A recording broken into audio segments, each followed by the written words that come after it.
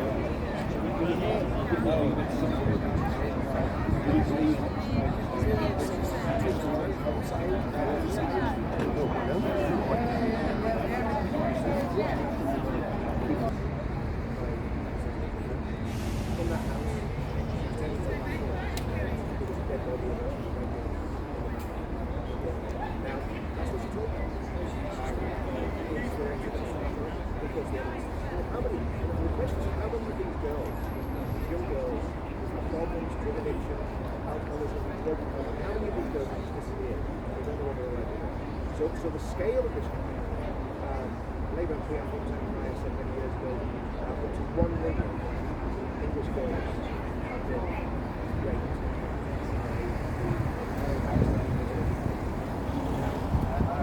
If that's true, this is the biggest criminal conspiracy.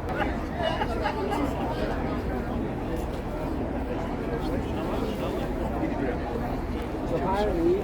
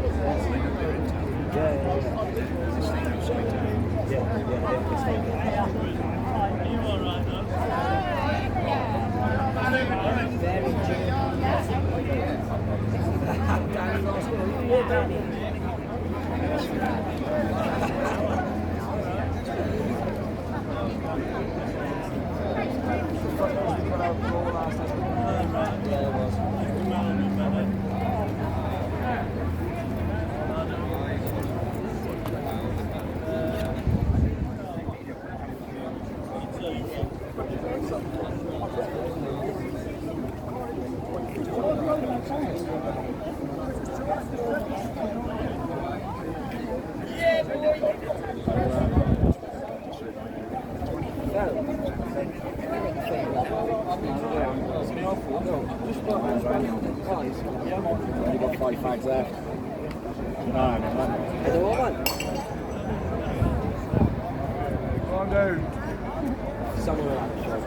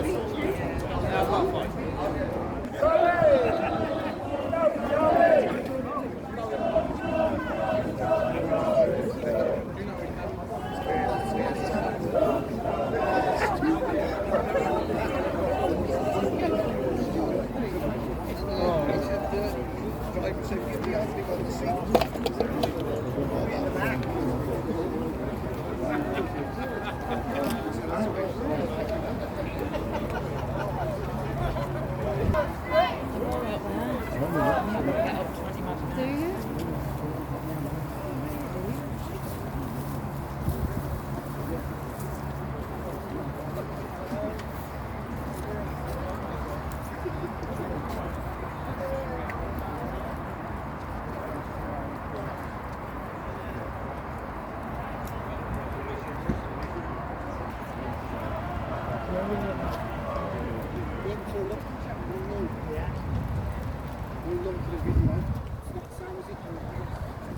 the rape of Britain.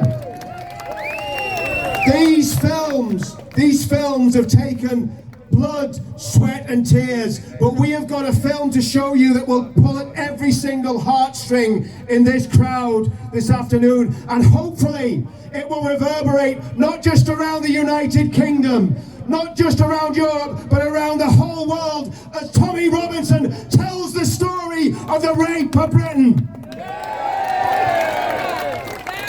And we talk to survivors in this film, and the survivors and the victims, and when I say victims, I'm not talking about people that are alive, I am talking about girls that have been murdered by Pakistani Muslim rape gangs. That has happened, we know it's happened, and we need to make sure that it never ever happens again. And ladies and gentlemen, that's what these films are about. Becky Watson, she was a child. How many people in this crowd have a child under 16 years of age? I want to ask a question. I want to make it personal. I want to make it personal to you. And I want to ask, what would you do and how would you feel if you got that phone call that your daughter had been killed by a man that was old enough to know a lot better? How would you feel? How would you feel in your heart? What would it do to you? It would destroy you. It would destroy your family. This film is dedicated to the memory of Becky Watson, and I want to give a massive round of applause to that child, 13 years old. But also I want to say a couple of things here today. As you can see, there's not a massive crowd of people here today. That's sad. And I want to ask, I'm going to put a challenge out. And I want to put a challenge out to the football community, and many people here are part of that community. We're in the Midlands. Where are the football lads from Shrewsbury? Where are the football lads from Birmingham City? Where are the football lads from Aston Villa? This crowd should be 20, 30,000 strong. There's no excuse for not being here. If you're washing your hair, stop washing your hair, because most of you don't have any. Get to the demonstrations. Miss football 2 or 3 times. Yes, I see you, brother. Miss football 2 or 3 times a year and come to these demonstrations and stand for the daughters of England. And I want to address this crowd, because you have made the effort, you have sacrificed, and I know times are hard. It costs all of us money to come here and do these things. Anyone that's been involved in the making of these films, it has cost us thousands and thousands of pounds. We have volunteered to do it. We've done it of our own free will and our own volition, and so have you. You have paid the price. You have paid the price. And many of you have lost jobs. Many of you, your finances have been affected. Many of you, your families have been affected. People have fallen out with you. People don't talk to you anymore. Well, do you remember when there was those protests a few years ago by that crowd? I can't even remember what they were called. But they coined a catchphrase: silence is violence. That's the one thing they got right. If we stay silent on this, the violence against the daughters of England continues. We cannot stay silent, and we will not stay silent. And to that Labour politician that a few years ago said that survivors of these gangs need to shut up for the sake of diversity. We're never going to shut up for the sake of your diversity. We're going to keep going and going and going until the authorities sort this problem out. And I want to say something here about Tommy. And we're talking about paying the price. That man has paid the price more than any of us for this situation. Tommy Robinson. Isn't there a chant with that? Tommy Robinson.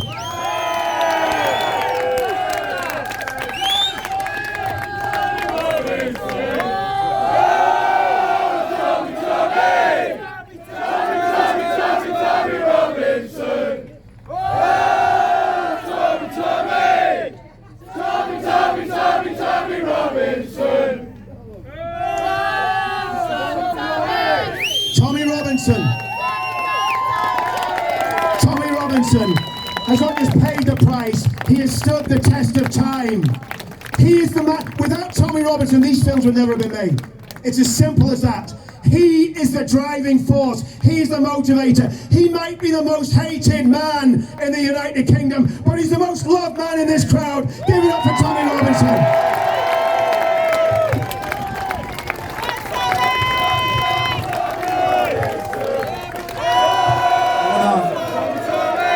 Thank you all for coming. We can hear you. Is it working? Yeah. Louder. I'm disappointed, if I'm honest, because people should be coming out to see the story of these girls. You see, there was a journalist, was her name Sonia, this week, who condemned me for highlighting the Pakistani Muslim grooming gangs. She said I do it out of racism without a care for the girls. That journalist still would not have courage to talk about it if it wasn't for the people who joined the English Defence League to push this issue to the British public. And they only feel that they can talk about it whilst they hammer us. So they have to condemn us as the big bad bogeymen so that they are free to even speak about this issue.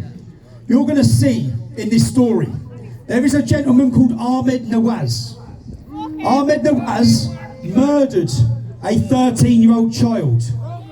The police didn't even investigate the motive for why he done it.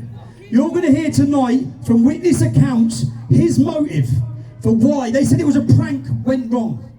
It wasn't a prank that went wrong. He actively targeted her because he was angry with her and he murdered her. What did the Telford Chief of Police, the first thing when he knocked on that mother's door who had a 13-year-old daughter taken from her, the first thing he said, we can't make this about race. It is about race. It's all about race. They have actively targeted white girls, not Muslim girls. Every one of them say it in their descriptions whilst they're raping them.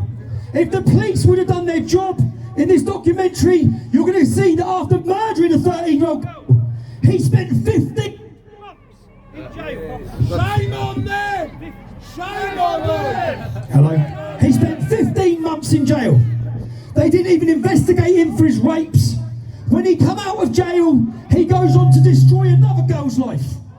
That girl would not have had to go through the destruction. You're going to hear in this story, she tried to kill herself live on the footage. She went to kill herself 20 years on.